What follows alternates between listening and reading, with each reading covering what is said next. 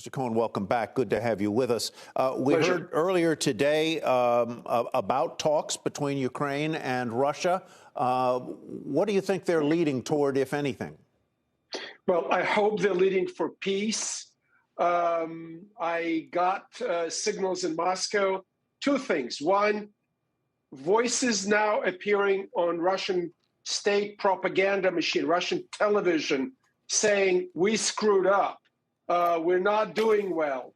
The planning was abysmal. People were lying to Putin. This is to say Putin is an idiot because he didn't want to listen to what people had to say. This means Putin did not pick the right people for the job. There's an investigation of stealing $5 billion the Russians wanted to build the fifth column, the traitors in Ukraine.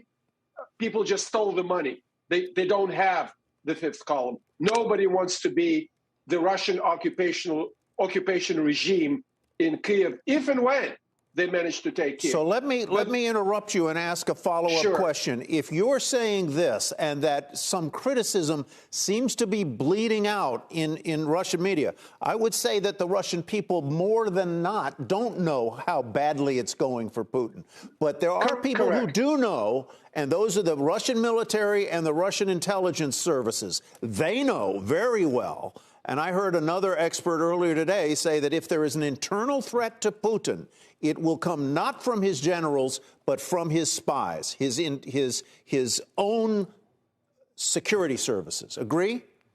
Not necessarily, because I think Putin's control of the security services is stronger than his control of the military. Right now, everybody is intimidated. Everybody is afraid. He gave a public dress down before the war, public dressing down to his chief of military intelligence, General Narishkin. He was shaking like a leaf. But there are very negative and worrisome developments as well. And therefore, I do not believe at this point to the declarations that there is progress in diplomatic talks. That's very interesting and unnerving. How do you rate the possibility of escalation when over the weekend a missile strike fell 12 miles from Poland's border, and there are supply columns either forming in Poland or other countries that would be targetable by Russia?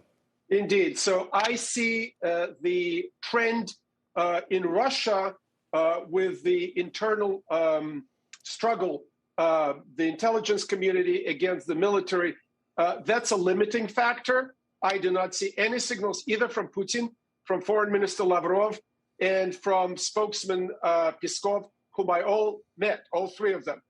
Nobody is signaling that they are moving towards a compromise, and the war is expanding both east and west. East, because Russia asked for military supplies from China. Apparently, they are running out of certain military supplies. The Financial Times is reporting that our national security advisor, Mr. Sullivan, is meeting his Chinese counterpart in Rome, Italy, and the Chinese already are signaling that they will respond to the Russian request. And secondly, as you mentioned, Russian military strike against the Western training facility near the Polish border, and from my sources, Russia's threats that they will attack Poland or nuke Poland, even use tactical nuclear weapons, from my sources, if Poland gives those MiG-29 airplanes to the Ukrainians.